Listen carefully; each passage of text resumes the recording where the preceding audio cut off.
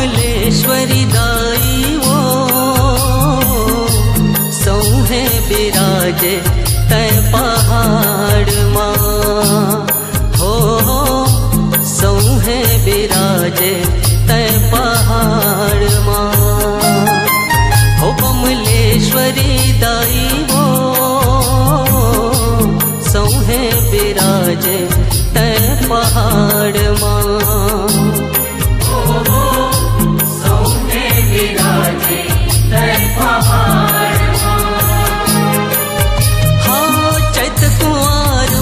मेला भरा थे सगरो भगत मन तोर तिरया थे डोंगर गढ़ तोरे दुआर माँ हो बमलेश्वरी दाई वो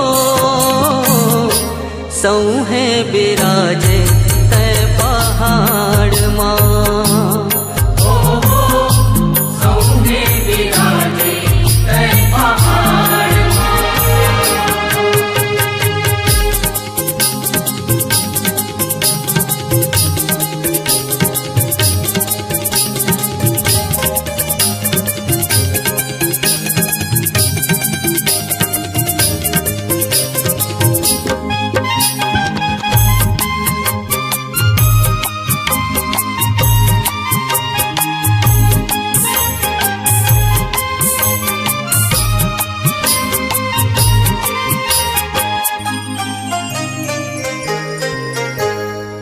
तोर दर्शन पाए के खातिर भगत हा दौड़त आथे कोनो चढ़ते उड़न खटोला आके मात नवा थे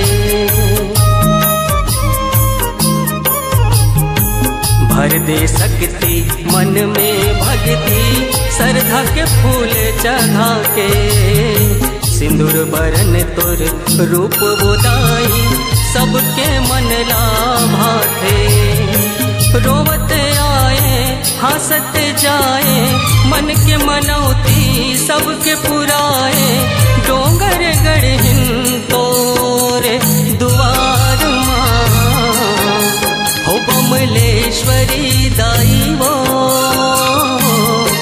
सौहे बिराजे तय पहाड़ माँ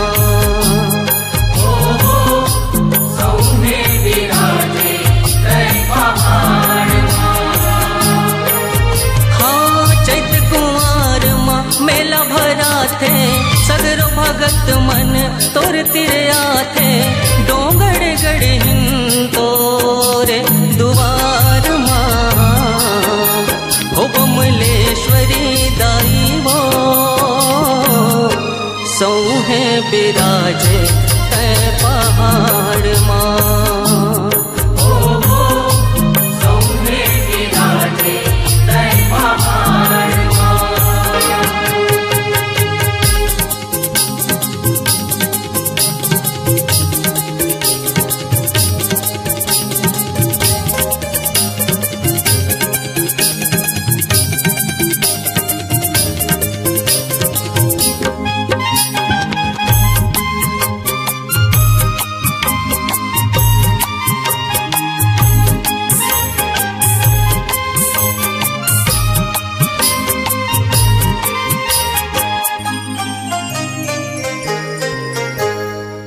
बगुलामुखी बमलेश्वरी दाई बिमलेश्वरी कहाए संझा बिहनिया करौ आरती ढोल नगारा सुहाए जोते जवारा रिग बिग ज्योति जगमग 9 दिन राती गुन लगावो सेवा बजावो तोर डेहरी आती जाती तोर महिमाला बरनी न जाए पार वो दाई कोनो नहीं पाए डोंगर गढ़ तोरे दुआर माँ हो बमलेश्वरी दाई वो सौहे बिराजे तय पहाड़ माँ सौहे बिराजे तय पहाड़